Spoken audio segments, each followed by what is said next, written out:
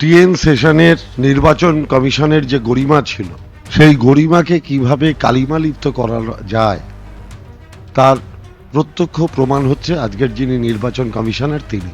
একটা স্বয়ং শাসিত গণতান্ত্রিক প্ল্যাটফর্মকে কিভাবে ভারতীয় জনতা পার্টির দলদাসে পার্টি অফিসে পরিণত করা যায় তার জ্বলন্ত উদাহরণ হচ্ছে আজকের যিনি নির্বাচন কমিশনার তিনি। তারপর একটা পদ্ধতি গ্রহণ করা হয়েছে যাতে বাংলায় যারা প্রকৃত ভোটার তাদের নাম যেন তেন প্রকারণ বাদ দেওয়া। বাংলায় ভোটার তালিকা থেকে নাম বাদ যাওয়ার পার্সেন্টেজ সারা ভারতবর্ষের মধ্যে সবচেয়ে কম। তখন এলো একটা সেকেন্ড অপশন, লজিক্যাল ডিসক্রিপেন্সি। আমার প্রশ্ন, এটা অন্যান্য রাজ্যে কি হয়েছে? নির্বাচন কমিশন করেছেন লজিক্যাল ডিসক্রিপেন্সি?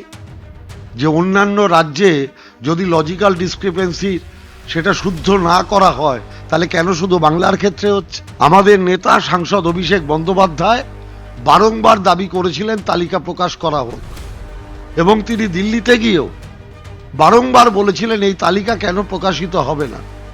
আজ অবধি কিন্তু এই তালিকা সাধারণ মানুষের কাছে প্রকাশিত নয়। হিটলারি কায়দায় ক্ষমতা দখল করতে করতে এরা ভাবছে যা ইচ্ছা তাই করা। যেহেতু বিজেপির নেতারা বলেছে 1.5 কোটি নাম বাদ দিতে হবে, ওইটাকে টার্গেট করে এগোচ্ছে যে আমাকে 1.5 কোটি নাম বাদ দিতে হবে।